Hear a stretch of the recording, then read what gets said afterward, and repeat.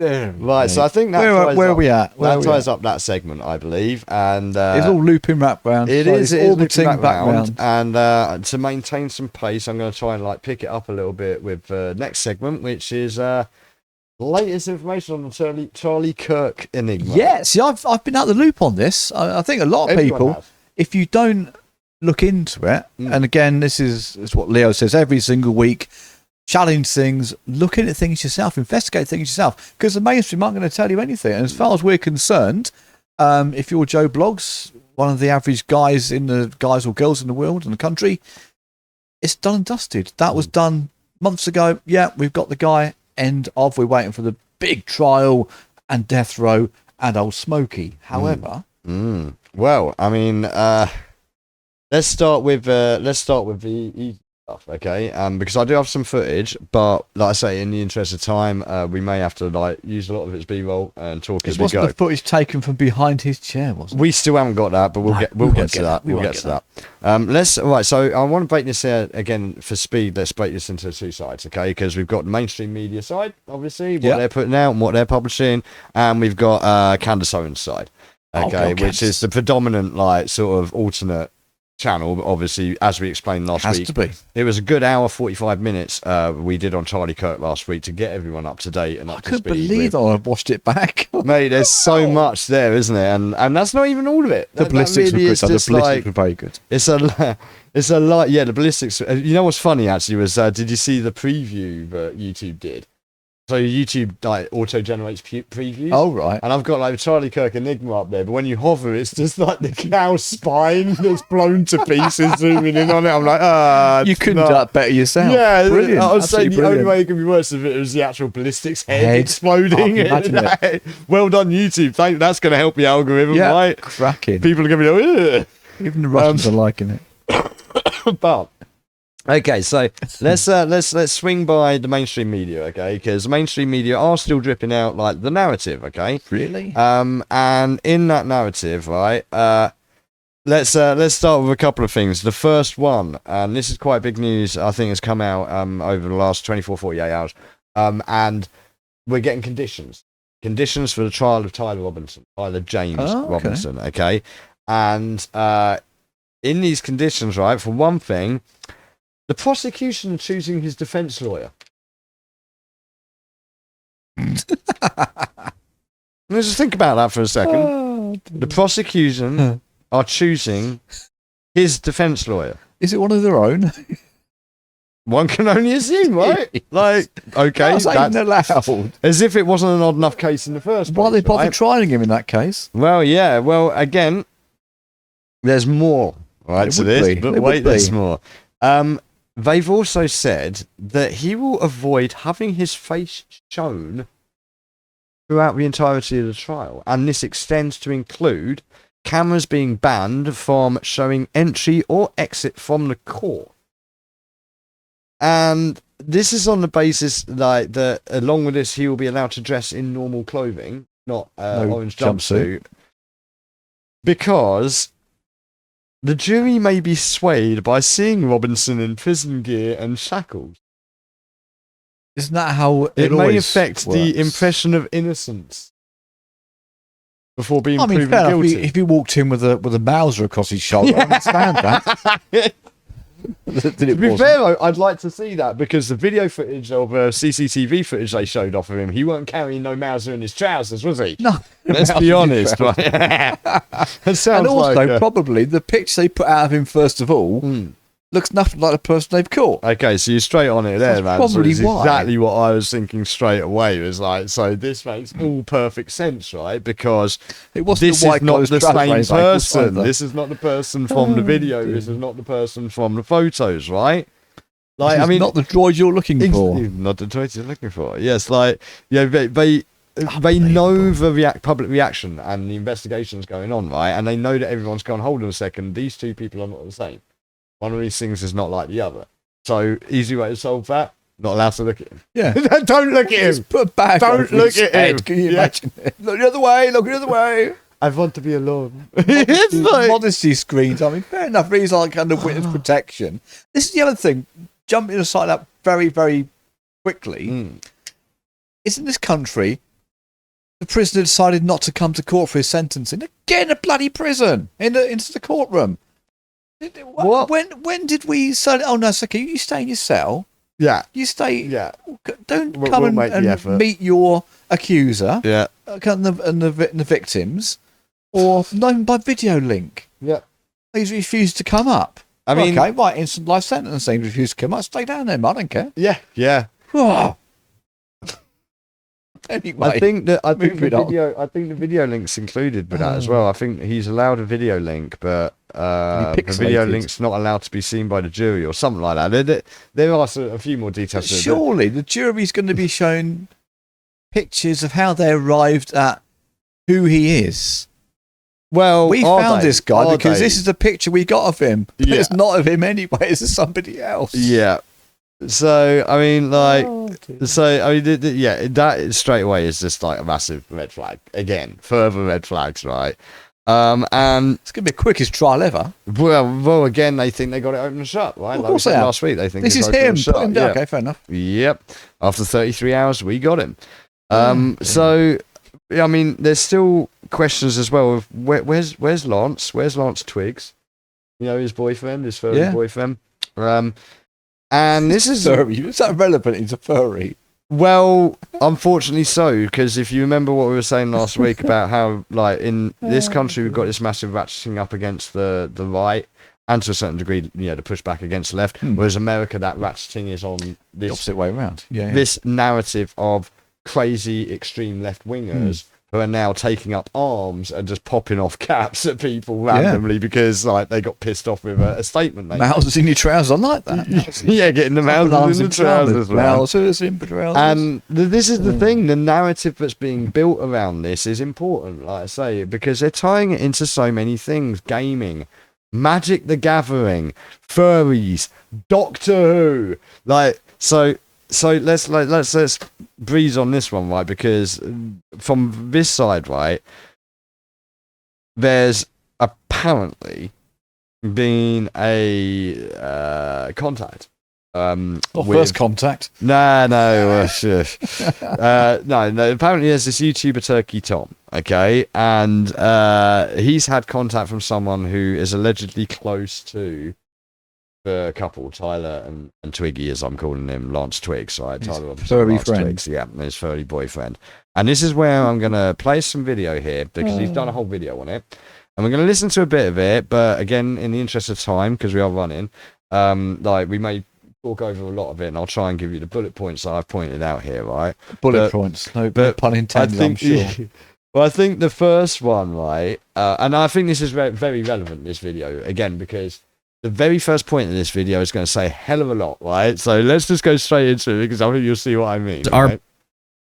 Being made by an anonymous leaker. There could be more to certain events that we're simply not aware of, and other details that may explain more of the story. Additionally, some of this video is my opinion and should be treated as such, but I've done my best to provide you all with the information I'm able to share to the extent it can be verified. In his first message to me... Right, so immediately off the bat... of our show, shouldn't we, that disclaimer? Well, I would, right, except for, right, there's a little bit less of the nature of what are your sources? Trust me, bro. Yeah. Right? That's straight up what that disclaimer's saying at the very beginning here is, right, I've got some rando that's turned up out of the blue. Do you remember how they leaked the Discord, or they released the Discord messages and the text messages from Tyler? Yeah. There was this, like, my love, I went out and I took my granddad's rifle and I shot that horrible Charlie Kirk in the head, and you know, this is where I left the rifle, and this is where I got changed, and all of this, and all of that, and I'm just like... That's just lazy writing. Right, so we have more, right? So, like I say, context. Dude turns up out of the blue, the guy has no clue who this guy is, but he apparently checks out. Yeah. Right? He apparently checks out, like... And his source is Trust Me Bro. So, let's find out what Trust Me Bro says. Person said, "Hello, I just watched your video on the Charlie Kirk assassin Tyler and thought you did a good job. I happen to know Tyler and Lance in real life. I don't take a lot of pictures, so I can't prove it very well, but I am in Discord servers where both of them are, including the one where Tyler posted his confession. I have some pictures of the apartments and some stories I can tell. There were two pictures..." I'll quickly add some context here. He says over Discord, So this guy apparently supplied Discord logs, as he's saying there, that this Turkey Tom apparently has put in this description for us all to look at. Again, you suggesting these things can't be generated elsewhere. Okay, because where did you source this from? Trust me, bro. But deeper in this, it becomes apparent that the confessions and the pertinent information was actually shared to an old server, not the current server that was being used by Lance and his group. So I just wanted to throw that in here right now, because any of that sort of data, then immediately you've got a question, well, hold on a second, is there a third party in here that's using this? And is that why they posted to the old one rather than the new one? Yeah. Whereas this Turkey Tom's saying that it's quite likely that because Tyler wasn't so deep in with the Discord community, he didn't know which one to post in. Yeah. Seems convenient, but again, relative context, I feel. Underneath one of Tyler's confession in the Discord chat that matched the ones published by Ken Klippenstein, which were then republished by every major news outlet. The other picture is a completely original photo of local police at Tyler Robinson and Lance Twiggs' place, taken from across the street.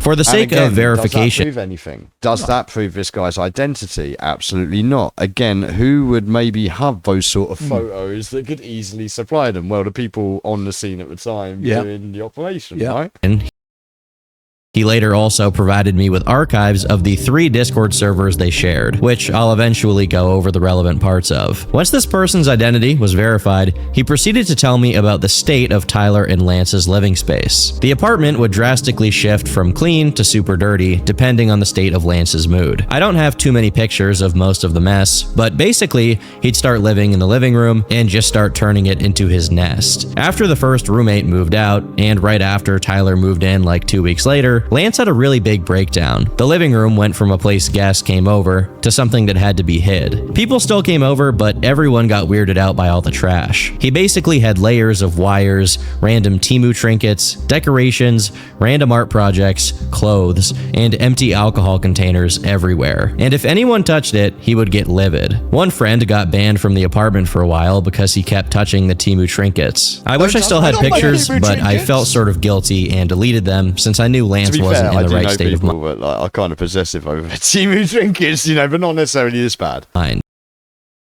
For context, I've been playing games with Lance and Tyler for like 6 years. I count myself kind of close to them, but I was trying to separate them from myself because being around them wasn't good for me. I say them, but Tyler was always level-headed and easygoing. But Lance could be anywhere from too depressed to talk to manic, wide-eyes, crazy person. I'll take a brief moment here to comment on the fact that in my original video, this is more or less the impression that I had, judging exclusively from Lance's more significant and expressive online presence relative to just a bit.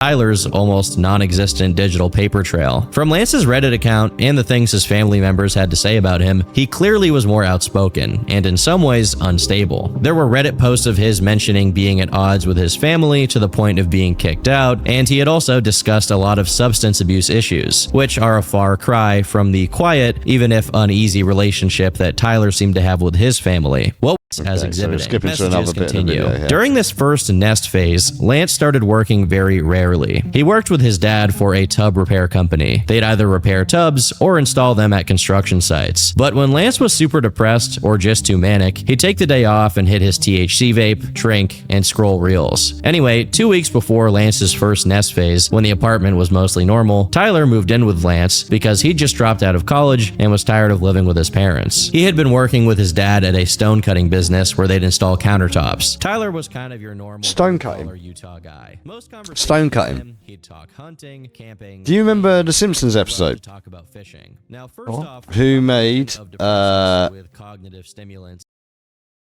Is it who made Steve Guttenberg a star? So the Stonecutters, the secret Masonic lodge that Homer J. Simpson joins in The Simpsons. Yeah. No, given all the other weird stuff around this, totally plausible. Seems odd, but then again, Masons. Yes. Stonecutters. Yeah.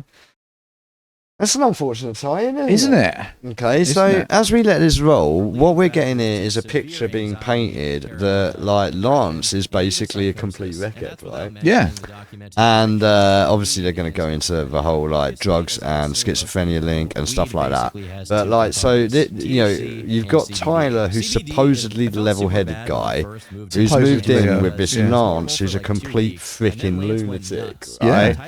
And he goes on to say how Lance basically was experimenting with various things. Here we go, with like mold in Tupperware and putting his teamy trinkets in there. And it sounds as though this guy was like, you know, growing a lot of, like, he mentions in a minute, he's growing a lot of mushrooms and stuff. So here we go. Like, I reckon we're probably talking about like psilocybin here, and like this kid's looking to grow like philosopher's stones in his kitchen or whatever, you know. Which for your average university student, like, probably isn't too far from your average. No, probably not. But when you mix it up, like, he goes on further that apparently Twiggy here was also taking like LSD and DMT along with these shrooms. Now, again, like, ain't no spring chicken, man. I've worked in the music industry for years. I've done plenty of raves, right? I know what any one of these things will do. But doing them all at once, that ain't gonna work. But also, what does that tie into again? Like, we've already seen a little bit of this, but it's this whole. All of these guys are always like that. Yeah, Charles Manson, you know, the LSD craze, all of this, the Roman Polanski thing, there's so many examples you can go back, and you'll find that they're all in this sort of like position of being whacked out on all sorts of drugs. And here we get the reference to him ranting about Republicans and Mormons. Well, again, if you remember what I said in the last episode about Utah being a glowing big Bible state, big Bible state, lots of Mormons, lots and all that sort of stuff. So we'll just check in with like where he's at by December another now. Nuclear meltdown after having another argument. Also, a couple of months before, we noticed Lance had been growing breasts and said that he'd been taking black market HRT, which I do not know what that entailed, but I think it was making him very erratic. So black market HRT. On top of the other shit. Yeah, on top of all the rest of it, this guy's mixing up HRT in his bathtub. And growing breasts. Yeah, and growing breasts, man, like, as you do. Yeah, and with his team, I mean, this is, again, like, it fits too many other things, like, you know, Buffalo Bill levels of, like, your stereotype. Lone wolf, crazy, lunatic behaviour. So again, it's almost too neat. The way they pick us. It's really bloody lazy writing, is it not? I mean, it's not even about him anyway. Well, really, is it? Or is it? That's the thing. It shouldn't be about him. A few people have even wondered if he's actually those pictures and not Tyler. It's actually him with the glasses on that they took the photos of. It looks. I don't think it is him. I don't think it is him. Here's super wide-eyed with either a loopy grin or a rictus grin, like the Joker, depending on his mood. The nest came back full force, and Lance started living downstairs full time again. This is a picture of a kind of cleaned up version. Imagine this type of mess, but denser and all over the living room and kitchen. To be fair, like, again, I've lived in student residence. That ain't that bad. I've seen a lot worse. It all out while giggling with the wide-eyed Joker smile. He'd either be doing this, or his experiments, or talking with ChatGPT day in and day out. And there's another part of this narrative, talking with ChatGPT all day in, day out. And again, people like I said last week, it's the details between the details, the lines between the lines, what isn't said, what is said. There's an awful lot out there about ChatGPT right now, isn't there? And people having relationships with ChatGPT and stuff. This gets even more interesting because I get what he's doing. I feel like what we're going to hear here, like, you know, with Twiggy, is that he was talking to ChatGPT about like advanced mechanics and advanced physics and advanced mathematics.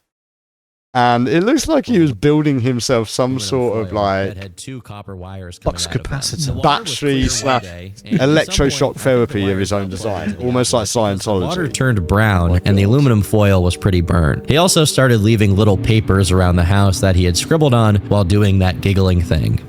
It's at this point that our leaker here sent an extensive set of pictures he'd taken of the state of the apartment and the notes Lance left around. First is an image of their magic table, completely vandalized with garbage. Okay, so yeah, here we go, right? Here we go into the delving into the accoutrement that will always go with any one of these people. They always have a manifesto. Yeah. They always have a book. And again, in the imagery, it's going to be coming up on these post-it notes as well. Keep your eyes out for the standard things. There's a bird in there that looks an awful lot like a mockingbird.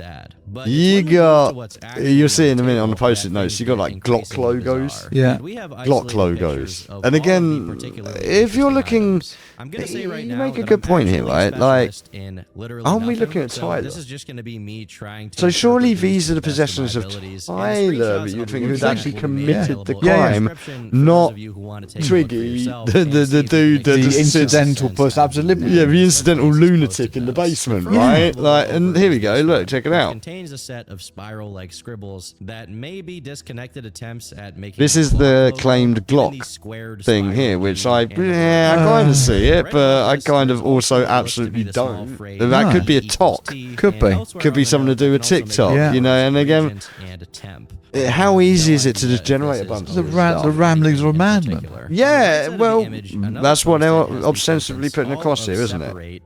Right, and again, these are convenient pictures of Twiggy's doodles and scribbles, right? And like, he's saying that he would speak in rhymes. He started getting to a point where he'd just go around with Dr. Zeus. He's turned into a character, as he's mentioned, of the Joker. Yeah. And again, they're tying in all these other things with it, like Magic the Gathering and Doctor. He said for no reason he says Lance is downstairs watching Doctor Who at some point. I'm like, what's that got to do? Yeah.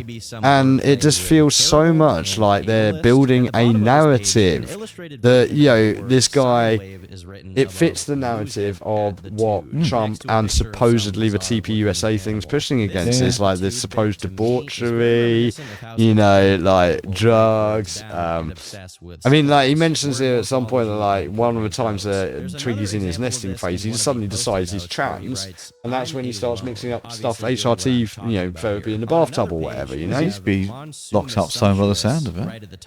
But again, all of this is after the fact. Do we have any EXIF data? Do we have any metadata for any of this? Like I say, this is literally just trust me bro stuff from a dude that for all anyone knows is up the wazoo of the intelligence services through and through. Yeah. Again, we're talking about Utah here. We're talking about a glowing state with glowing people. We already know the Mormons are involved heavily here. Like, what on earth, man? Like, and this again, it kind of boggles my mind that this takes up so much of the narrative. They were quick enough the other week to flag up all the internet searches allegedly, apparently, of all these things before you. Well, again, but they've done nothing to further this. Well, I mean, this guy's been. This is just what researching whatever. Yeah, I mean, it's very convenient to a story. It's very convenient to the mainstream narrative, which more people are picking up. Now you've got Megyn Kelly and people who are actually now saying they believe the narrative. And here we have the cards, right? The Ghostbuster cards. Again, do you want any more categoric evidence that this is some sort of state-run operation? No. Xena cards, absolutely. Why do you think it's in Ghostbusters? Why do you think Bill Murray? And now I'm thinking to myself, wait, is that what it was? Was Twiggy recreating the beginning of Ghostbusters, electric shocking Tyler when he got the card wrong, right? Yeah. Oh, so you just need to stay puffed, man. Next time. Yeah. Again, it's the levels of crazy that we're getting to here with this whole narrative and MK Ultra and stuff. I guess Candace will come to her in a minute. But yeah, so you know the narrative continues, and interestingly enough, they say no one's really questioning that in the mainstream. No. It's absolutely bomby. It's absolutely de facto. This is how it is. And it's leading into his trial where the prosecution are deciding who the defense lawyers are. We're not allowed to see. They're going to decide who the jury are going to be as well. Probably. Like, I mean, this is not justice, obviously. No, it's right? very quick trial as well, isn't it? Well, I don't know when the trial's going to take place, but it's all. Well, this is the thing. Very If we quick, can't very see him neat. go in, we can't see him go out, we can't see him during the trial. There's no pre-trial hearings or anything. Like, I've not this is covered. all. This is ridiculous. Yeah. Like, it is obviously like, this has been called the JFK of this generation. Behaviour like this sure makes it look like it. I mean, this feels kind of like the Jack Ruby thing to a degree. Yeah. But again, this information coming out about Twigs, like, it's well timed. It's from a trust me bro source. I'm feeling like that CIA source to me, man. That's what it smells like. It tastes like CIA source. So Bound to be. So what we can drag from that, and what I'm going to say with that, is that this is exactly what I said last. More evidence to what I was saying last week. The narrative of this is that Tyler was supposedly being radicalized by a crazy, deranged, ultra left wing trans radicalist. Yeah, that's what we're getting here in Twiggy. Yeah. And now Twiggy's missing, presumably in witness protection. But again, like, is this going to be? Are we going to end up with like Robinson getting off on the basis of deferred like mental state? Because he had been massively. And also, I just want to throw this one in here, right? Because this may be crazy talk, but I mean, like, I strongly suggest everyone go check out Turkey Tom and watch the whole video. There's a lot more to it, and I've tried to take what I can there to just, enlighten you. Go watch the whole thing. There's some grody stuff in it, like, he didn't realise that they were in a relationship until he noticed them constantly snuggling on the sofa, like finding them woken up on the sofa. But then he says later on, like, they're trying to play Magic the Gathering, and the two of them upstairs getting at it. And it annoyed him because he could hear it going on and that.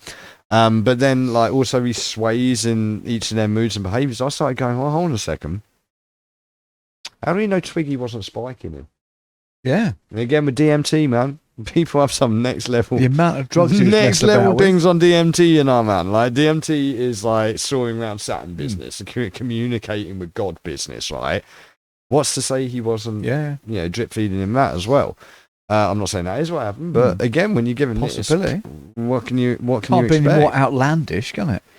No, it can't really. But I mean, you say that. We haven't heard from Candace yet. No, And yeah. I'm going to try. Levity and brave to get out the winner completely. That. I'm going to try and breeze through this one quickly because I do like to give both sides of the story. Again, try to sit in the middle here. To, stick to that logical and rational centre. Look at all of the evidence coming out from everyone, right? Crazy. And obviously, we mentioned Candace Owens last week, and we obviously mentioned my little dive into who she's related to, her husband, and all of that. And wouldn't you know it, man? I'm not saying. I'm gonna use a phrase that she likes to use here. Like, Candace Owens has probably watched our show last week. I don't know, but I know to use a Candaceism, because I mean, if she didn't, she was strangely on the money for directly addressing what we brought up last week. Right. In order. There was a point, I've got it written down here. Holy shit, she's addressing the point. Yeah. That we made last week. Yeah. So her latest episode, and again, it'll be in the credits and description, go check it out, right? She addresses exactly going to the UK. Yeah. And all this stuff. Meeting her husband, things like that. And also funders. Like this. And it's really weird. Spooky. Well, it is spooky because I did say to just be open about it, and like it does feel as though she almost heard that and went, okay, I'm going to be quite open with this particular episode, right? But like I said, there's still some batshit crazy stuff with it. Okay, she is Cray-Cray for Kanye. Okay, and we all know this. We all know she's Cray-Cray for Kanye. She very famously did an interview with Kanye. Yeezy, whoever, recently. Okay, she did do this, and again, there's a whole lot you could go into there. And there's the allegations that he handled by people, including the Kardashians. And again, we could do a whole episode on Kim Kardashian's mum, her relationship to the lawyer that was involved in the OJ case, and where their wealth came from, and all of that business, because it all again. But in this instance, right. She's been talking about like her Cray-Cray for Kanye thing, and apparently Charlie Kirk was Cray-Cray for Kanye. Oh, who knew? Apparently. So she's got more information. One of the things that she put out was a video, or at least a video went viral that she commented on. And we watched the video last week at the shooting, right? And like the guy standing on the chair. Yeah. Now, I don't have it in this particular one, but he is featured again in this episode that she's done. And apparently, he went round the corner after Charlie was shot and then just did a selfie video, live streaming, going, Charlie's got shot. Charlie's just been shot. Charlie's dead. And apparently, that's the first time anyone said that Charlie was dead. Yeah. Vibes ain't vibing on that video. Watch the guy, body language is off, leading further into her theory that TPUSA had something to do with this, and it's some sort of internal operation. Another person in a video that was viral is seen on his phone, right? And it's the son of Pastor McCoy, who's the pastor that claims that Charlie, he was Charlie's pastor. Yeah. Charlie told him everything and a way to carry on that. So apparently his son was on the phone at the moment that it was taken, and then he just wanders off slowly chatting on the phone. As you do. So, like, she's explaining that, she's explaining the off-key smell, and she's explaining, like, basically, like, the off-key nature of the people behind TPUSA, how she's getting to conclusions. And some of this actually really did catch me up, because I usually kind of gloss over the Kanye bit. Yeah, I just... Yeah. It's not my thing. I mean, it is my thing in the research aspect. Because of my research, though, I'm inclined to not really listen to a lot of Kanye stuff outside of the Harley Pasternak stuff and stuff like that, okay? So I'm going to jump into this video here because I can't quite remember exactly where I picked it up from, but we're just going to have a little listen to her latest episode where she's had the reaction from TPUSA to McCoy's son just walking away casually on the phone, and she's talking about Cray-Cray for Kanye and this background stuff. So let's just have a little look, see what goes on with this. Yeah, okay, so here we go. Very much believe that I have had handlers since 2018. And that things were done intentionally to pull me and Charlie apart. Now, I'm going to tell you how I remember it in no particular order, okay? I tweeted back at Kanye and I said, please take a meeting with us. And before I could hear directly from Kanye's people, I heard from David Horowitz of the Freedom Center. He's the one that first invited me when I was going viral on YouTube to speak at his conference. You should also know that he is the father to Andreessen Horowitz, the one that Bibi Netanyahu is insisting should, or the stepfather to. He wants Andreessen Horowitz to be a part of this group that buys TikTok because, and this is relevant, they think it's important for warfare, psychological warfare in the future. Okay, it's relevant. So context, right? Yeah. That ties into exactly the clip from last week, right? Larry Ellison buying TikTok and all that, okay? And context. What she's talking about here is that they're obsessed with Ye, and they want Kanye to get on board with their campaign for Blexit, Black exit, sort of Brexit for Black America to stop following the nonsense of the administrations of the time. So that's where we're at, yeah? He was very nice in his message to me, said, oh, my son knows Kanye, and I would like to facilitate that meeting. Suddenly they get Eric Weinstein involved, and he reaches out and he pretends that he wants to be a friend to me. He's a bad person. I can tell you that right away. And I learned that very quickly. But at the time, Charlie and I, we were pro-Israel. That's, I think, kind of relevant. And we were just so amazed by the tweet that we thought all of these people, like this was just our moment, as in they really did just want to help. Another player in this was Rick Rubin, the big music.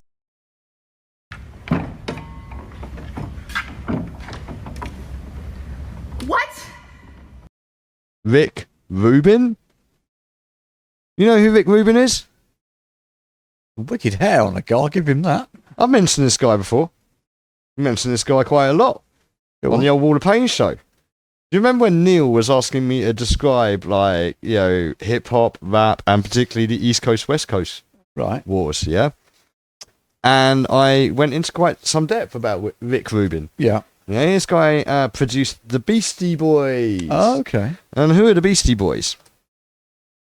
Oh, they're a white rap band. They're a white Jewish New York, Brooklyn rap band. What a bunch of white Jewish boys doing in hip hop and rap in the first place, right? They were sort of the prototypes for Vanilla Ice and Eminem, all linked. Okay, and again, I say I went into depth on that one episode with the scribes on it. If you want to go back, that is actually still on Phluid Vision. You can go back and check our episode where we had the interview with the scribes. That was from the Academy, that one, I think. I went into big depth about this, and Rick Rubin is all over the place, right? And he produced a lot of people, including the Beastie Boys and the Red Hot Chili Peppers. Oh, okay. Yeah, and you name a big American act, he's probably had his fingers in the pie at some point. And when I say that, I mean like in the Cat Williams finger in the pie sort of way. Yeah, if you catch my drift, yeah. And that immediately, I say that deserved an Emery Watt for me, because I was like, wait, what? Yeah. Because I went back and I deep dove, and I managed to draw all of the connections from the East Coast, West Coast hip hop nonsense into the LAPD with Darrell F. Gates and the corruption there, the flooding of drugs into the streets, especially in the black communities, then the transition of that through one of Obama's old administration dudes who flooded South America with unmarked or supposedly marked weapons, but they came back up again via MS-13, who then wiped out all of the black drug dealers and were replacing them in the West Coast. I mean, again, big whole episode on that. But she mentions Rick, and I'm just like, what? Like, wow, why does that not surprise me? Why does that not surprise me?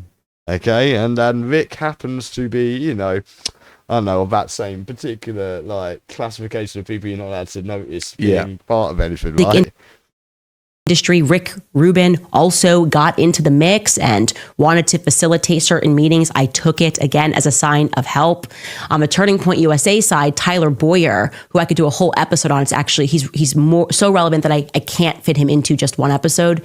He was with the only person that was with Charlie before. He introduced him to every person that Charlie knows. He starts hiring a bunch of people, telling Charlie that we need to hire bigger and more professional money raisers, PR people like Andrew Colvett, you name it. And it feels like at every moment there were forces that were trying to tell us this is not allowed to happen. Kanye's handlers are telling him, Kanye's got a team of people telling him he's not allowed to be involved in politics. And he's getting angrier and he's getting angrier about that. This is in the time of Kim Kardashian and Kanye. She wanted nothing to do with it, okay? And I've been to their house, and political friends are telling Charlie and I, don't get involved with Kanye because he's crazy. You guys are on a trajectory. Don't speak to Kanye. It's going to backfire in your face. And I'm like, no, we dreamed this. We want him to be a part of Blexit. Like, this is exactly what we wanted. At the exact same time, I felt, and you have heard the story very many times, Charlie has told it, I have told it, out of nowhere, I got this spiritual pull that I needed to go to the UK.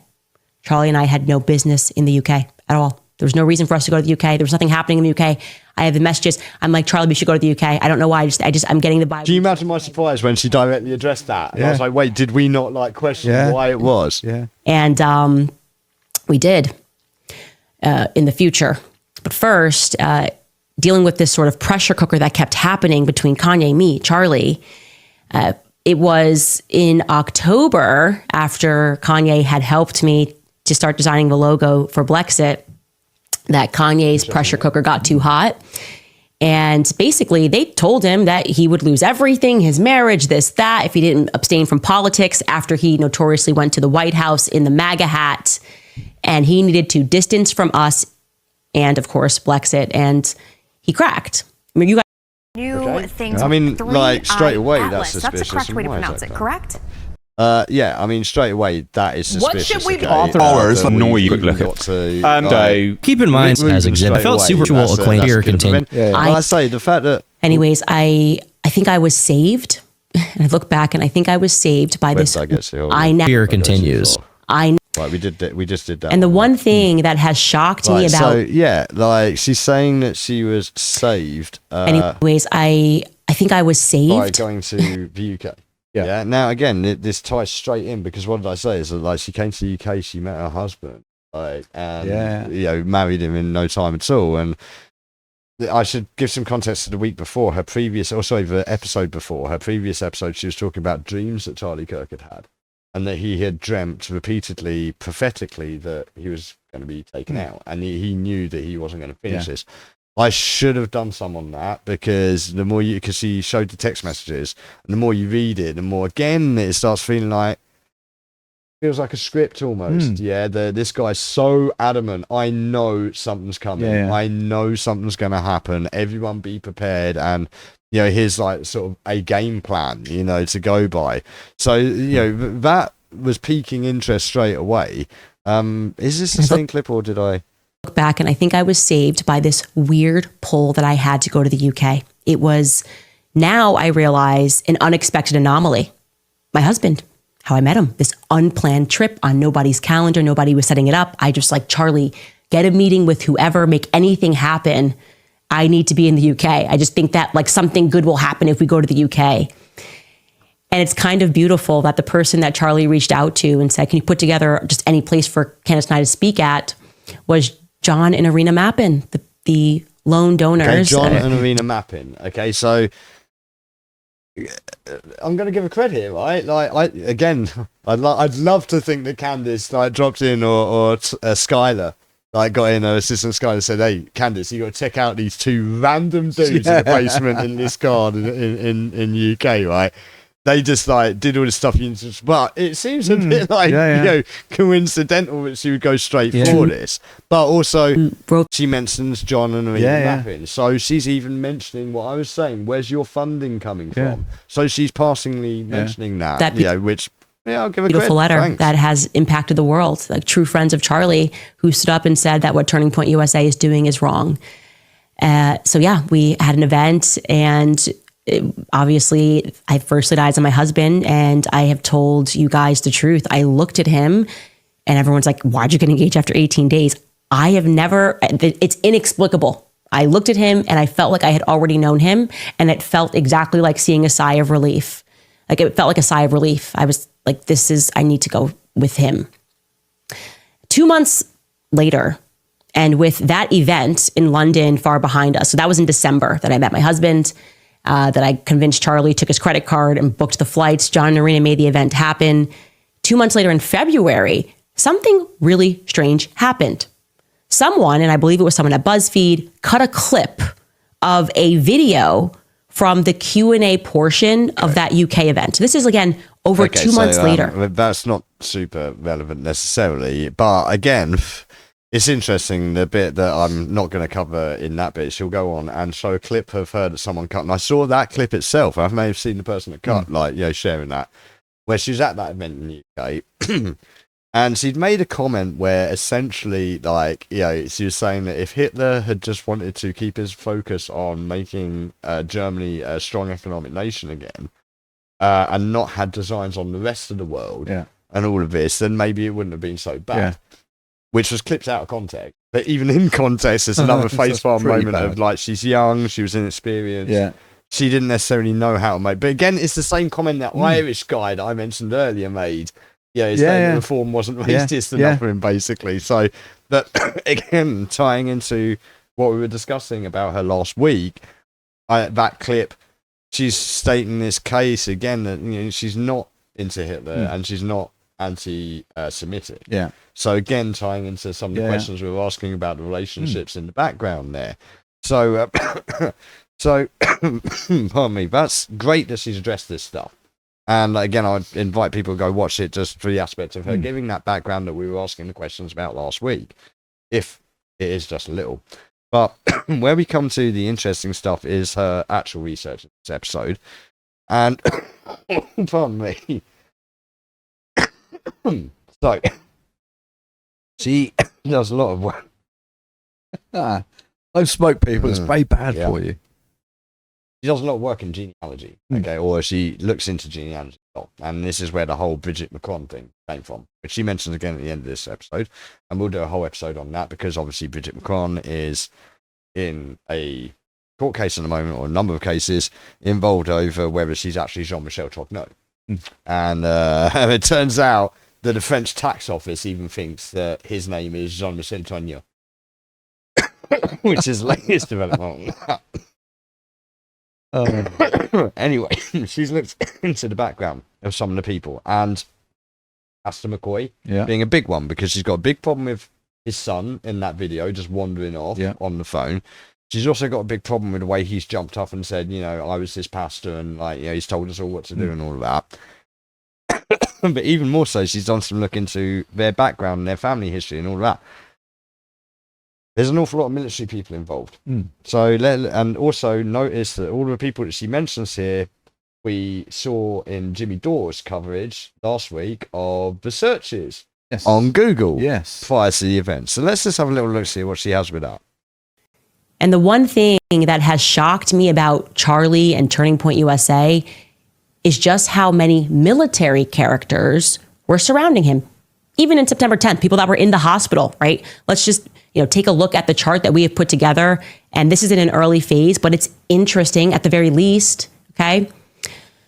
We've got Frank Turek, and Frank Turek, if we want to go through this, we got Andrew Colvett, Rob McCoy, Mikey McCoy, Tyler Boyer. Let's start with Frank Turek, if we have that card. And Frank Turek, again, has been honest, former officer in the U.S. Navy. And then he turned to Christian apologetics. He has 2 sons that are in the military, fly planes, as well as one of his son's spouses that's in the military. Again, he's never lied about this. Andrew Colvett, by the way, if you don't know, I didn't know. I don't think Charlie knew. Certainly not when Tyler brought him or when he got hired. His brother, Captain Kurt Colvett, is in the military. His cousin, Captain Robert Colvett, is high up in the military. So that's interesting. Very interesting to me, at least, because I just am like, oh, that's kind of something I was not aware of. I thought he was just a PR guy, someone that was working PR and was found and things, went forward.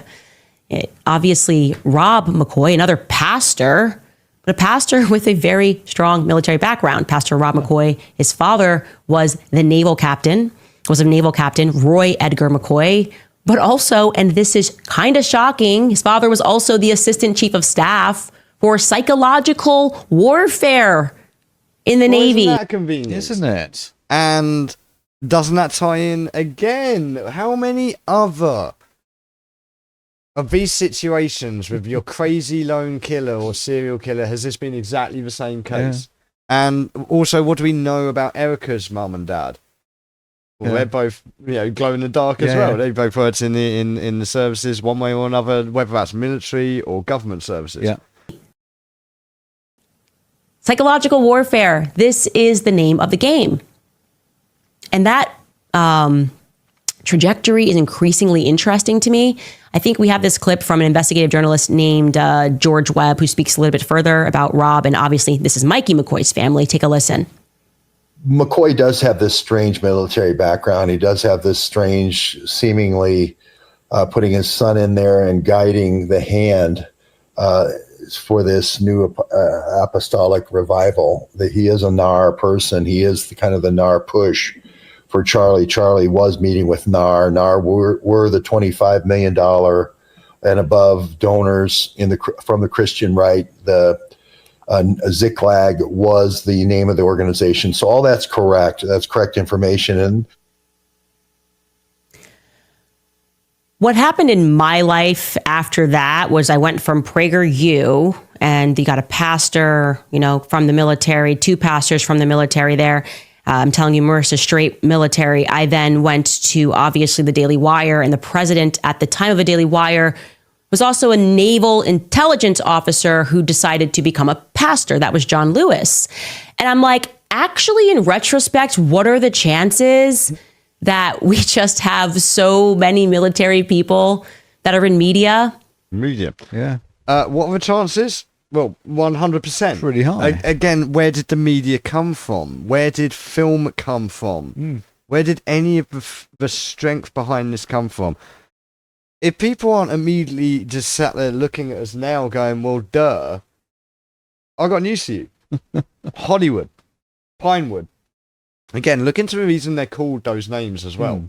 Okay, Pinewood, Hollywood. Look into the etymology of them. It's all magical based. Okay, and it's because it's generating an illusion. And what did the military realize straight away? This is invaluable for propaganda. Yeah. And I mean, Jimmy Stewart, he was a pilot. Yeah. James Cagney, Secret Services. You know, like, dude, they've always been military owned and military controlled, and it's not just TV. It's not just certain elements of the media here or there. Right? It's everywhere. Video games. I bring this up very frequently. John Carmack, John Romero, the creators of Doom. Okay. Listen to their upbringing. They like John Romero was writing software for the Department of Defense in like by the time he was 13. Yeah. So like these guys and if you want a more recent example there, Timothy Kane, who developed Fallout and The Outer Worlds.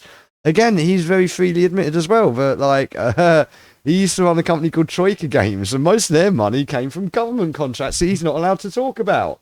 Because most of these video games companies, that's where they're getting their money. And also, that's the data collection and the metrics and feedback metrics. People wonder why you buy a PS5 that's supposedly so much more powerful today, and it runs like a bloody potato compared to a PS2 that ran on a freaking RISC processor.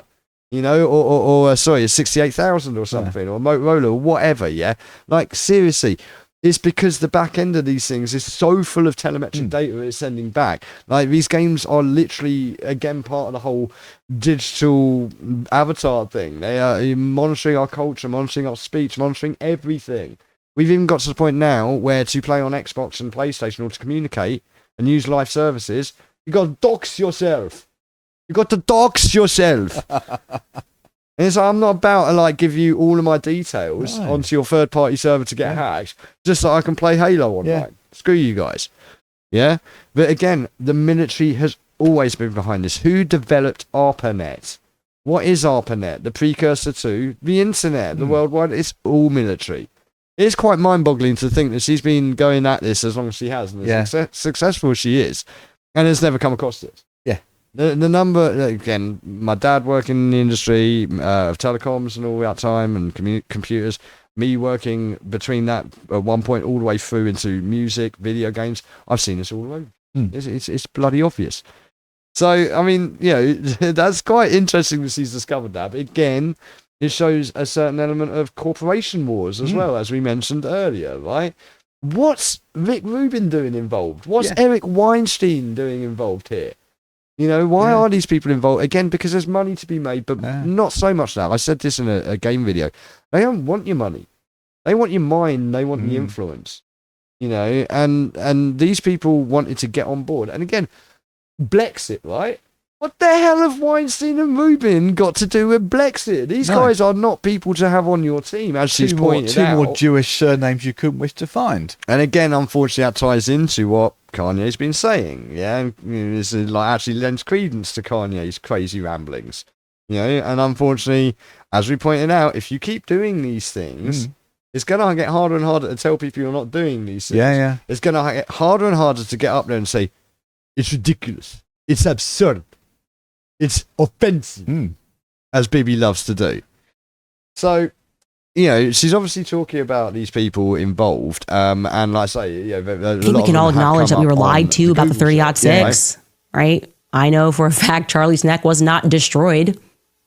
Certainly was not destroyed. And if I'm lying, we know we've been lied to about the 30-06 and his neck hasn't been destroyed. Again, oddly, like, pressing on the exact order in which we addressed all of these issues last week, right? So again, she's saying, I don't believe it because she's seen that too. She sees what 30-06 does. For defamation, and you'll learn exactly how I know that. This is what makes Andrew Colvette's tweet explaining the conversation with the surgeon especially interesting. You remember, he's like, and the surgeon said, well, I would have taken down a moose, and but Charlie's neck, he's the man of steel. And people rightly said that's not the job of the surgeon. That's kind of the job of forensics to say that. The medical examiner would be the right person to say that. By the way, who was the medical examiner? Who were the doctors? And any chance they were military? Any chance they were military? I'm just wondering. And here's what I've discovered.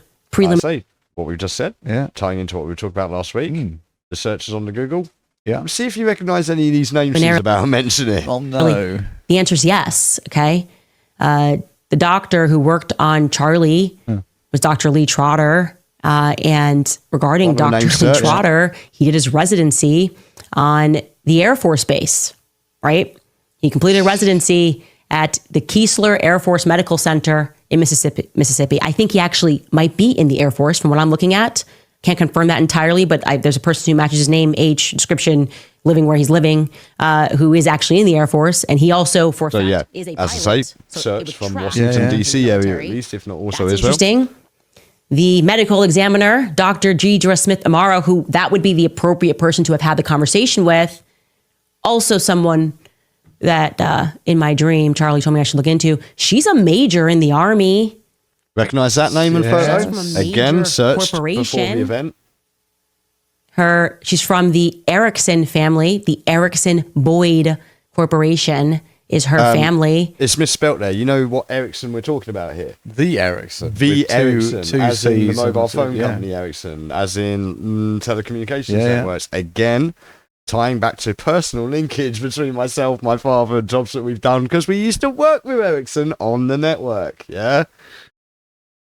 She tells people that she is a direct descendant of Leif Erikson. This brings us into like Swedish Freemason stuff, okay?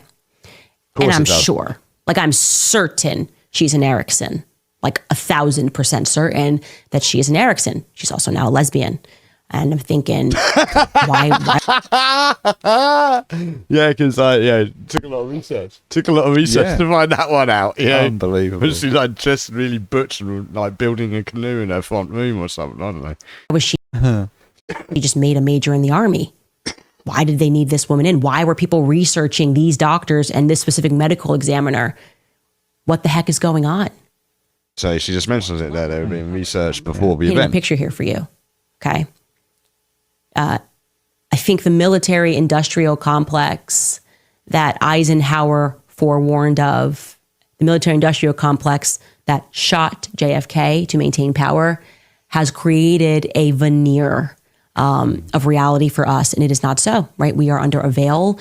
I think that these corporations, people that are put at the head of these corporations and we're told that they're geniuses, or they're just so successful, like Mr. Beast. These are military operations, is what I'm signaling to you guys. No shit, Sherlock.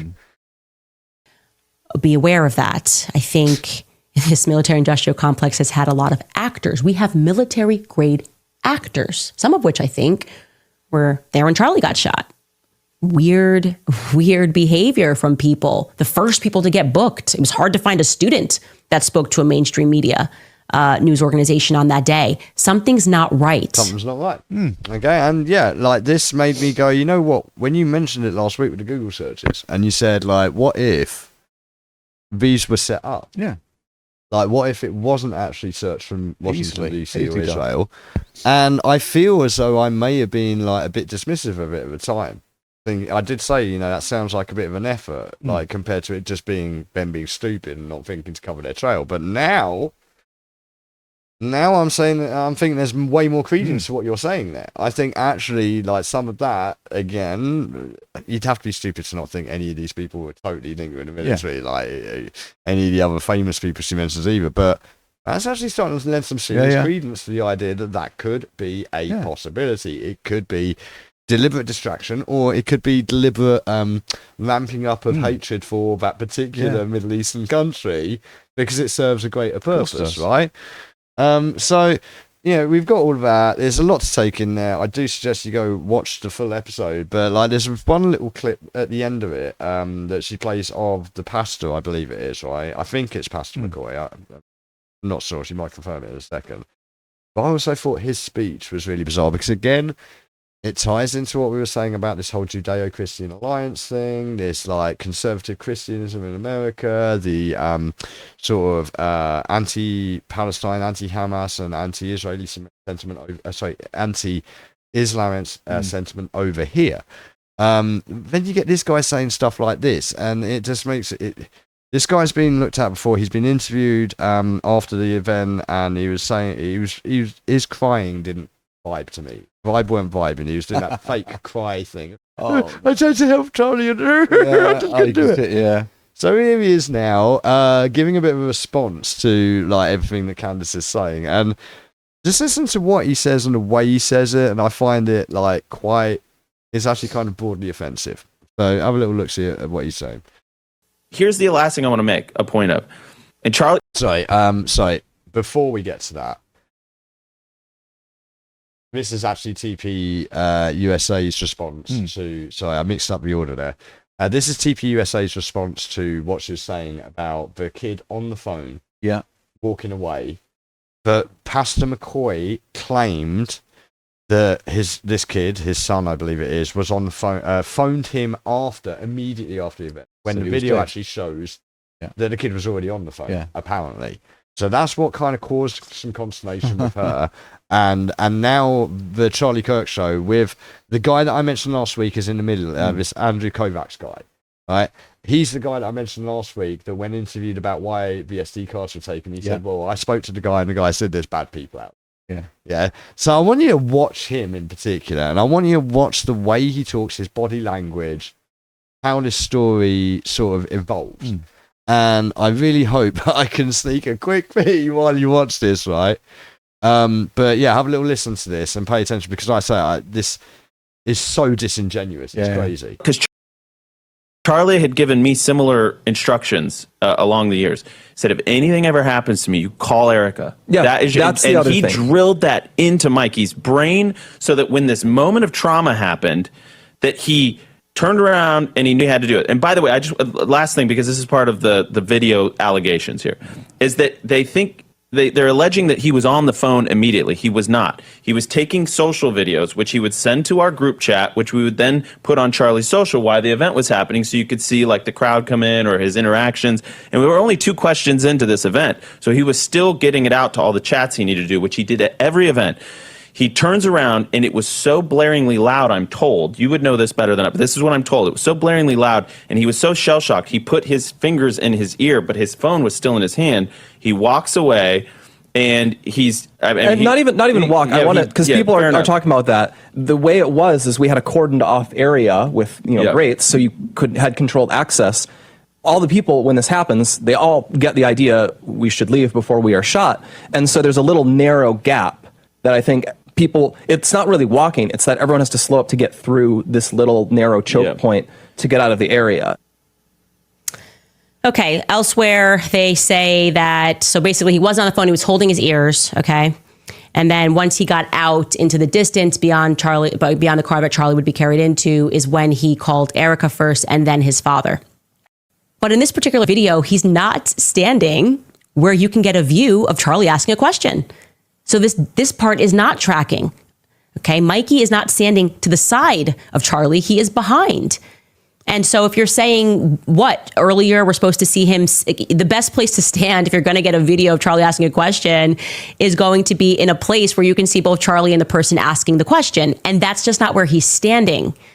So that excuse doesn't make sense to me. Now, maybe he's saying Mikey was there when he was throwing hats out, and he was there trying to send videos thereafter once things got started. That's all possible. I don't know.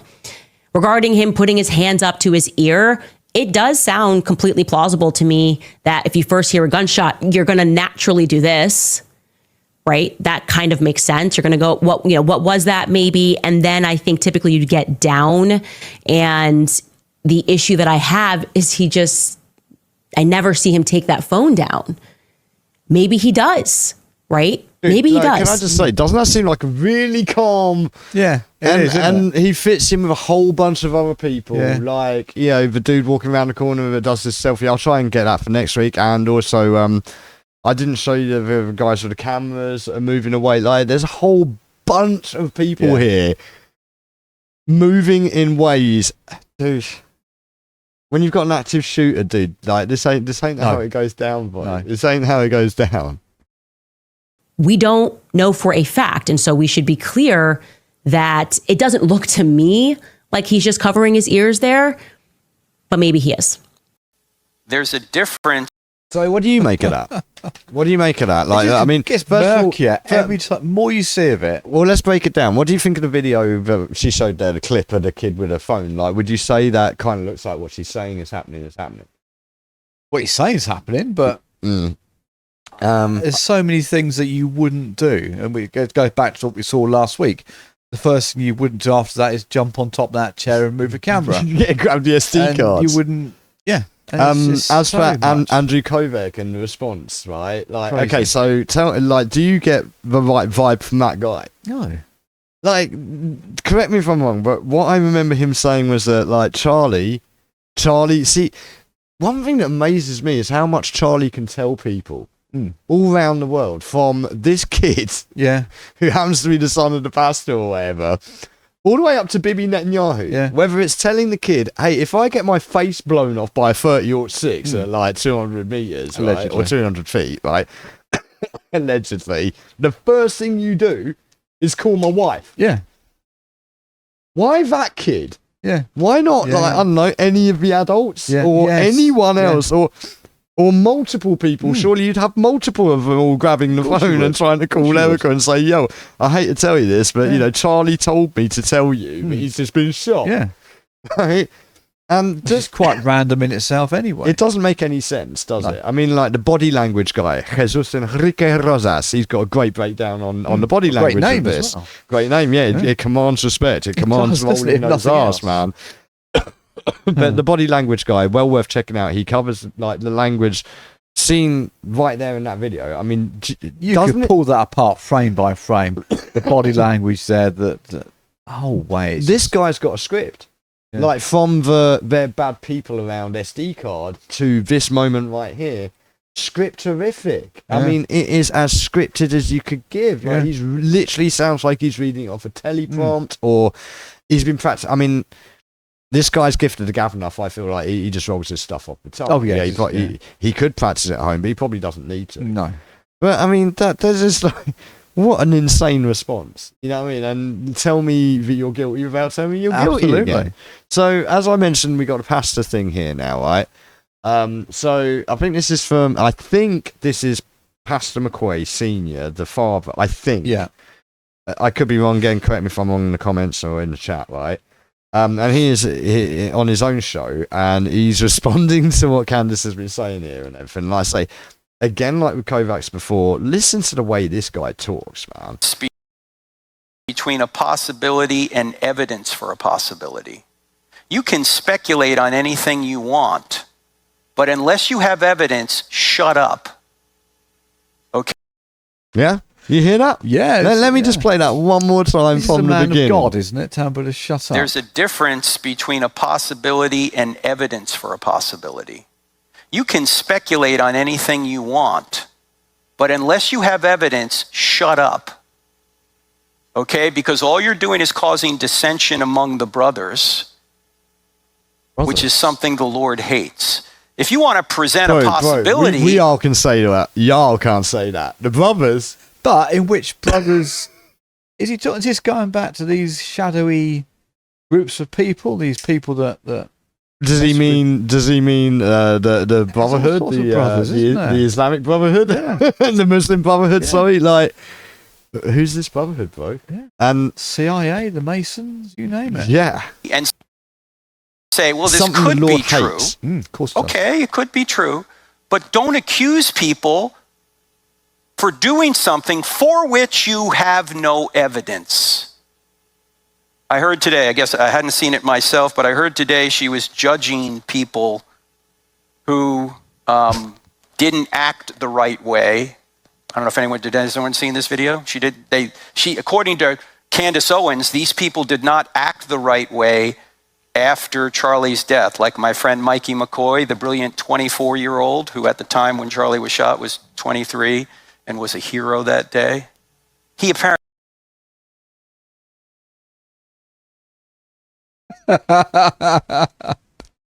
There is no meme for that. There is. What? A 23-year-old who was a hero, what, for standing there while someone got shot and then making a phone call? Bro, I mean, like, dude, like, if that's how you be a hero, then I've got to be a freaking demigod by now. Didn't act the right way, according to Candace Owens. He didn't act normal. Newsflash, there is no normal when you're in shock. There is no normal when an abnormal thing happens. Some people are going to act one way, other people are going to act another way. You don't know how you would react. I didn't know how I would react. The only reason that I did what I did is because I thought about it beforehand. I was afraid somebody would take a shot at Charlie. And I thought to myself, if it does happen, what am I going to do? Decide now. And what I wanted to do would do anything I could to save him. Like, I mean, again, sort of person. This is not even like close protection for the president. No. Who run through scenarios what we would do. Yeah. It beggars belief. How could Charlie become such a target? Exactly. I mean, I know when last week I'd never heard of him. He obviously is a lot more famous. Well, I will also retract what I said last week. on. Yeah, like he is big within his realm, but you are correct as well in the broader sense of things. We're not talking about heard of him we're if not this talking about happened. Kanye West here, are we? No. Everyone knows who he is. Yeah. Right, No. whether you like him or not.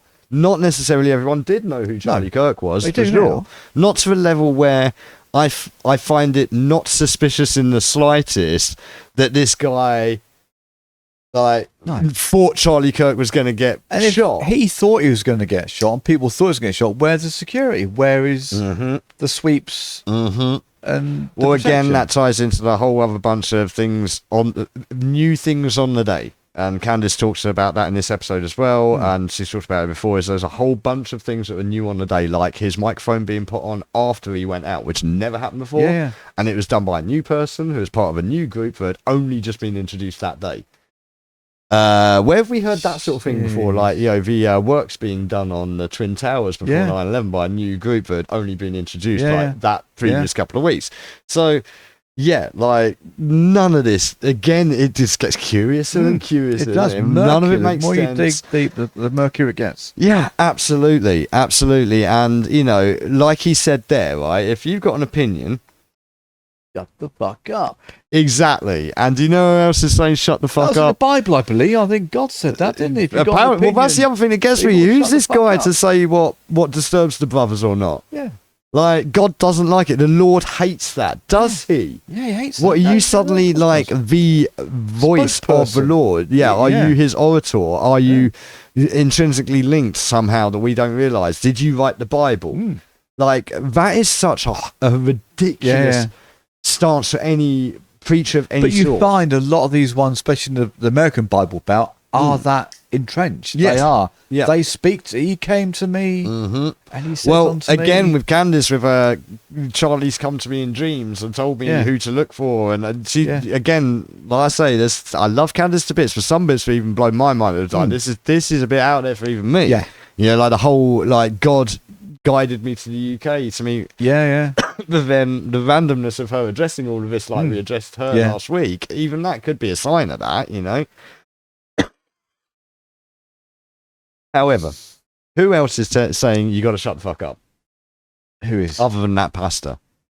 Well, I heard today, just before coming on air, breaking news, Kash Patel has said he's shutting down any investigation into any foreign agency or entity being involved in the Charlie Kirk assassination. Oh, they know for a fact there's nobody else involved. Interesting. And yes, that is interesting because number one, you could look at that as well. He's just running defense, right? Because it's so obviously Israel and Mossad, which you could easily say that from a lot of the stuff we covered. Yeah. Like, well, yeah, it kind of, it wouldn't surprise me is the best way to say that.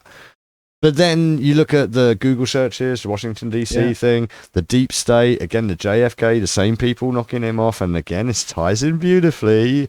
The same people that knocked off JFK. And all of this, it'll tie into this next segment. All of that's under the table because they know it was their own people. Yeah. I mean, this doesn't look good either way you look at it, right? Like the way that Kash just turns around and says, right, we're shutting down any investigation into anyone else being responsible, because then it's like, okay, then it has to be you. Yeah. Especially since the only other searches are coming from Washington, D.C., Exactly. right? And apparently the FBI, Jimmy Dore has posted more. Apparently more searches have come up and the FBI have been looking for things. So, yeah. Kash has turned around and said, you absolutely cannot talk about this, which is interesting. It's curious.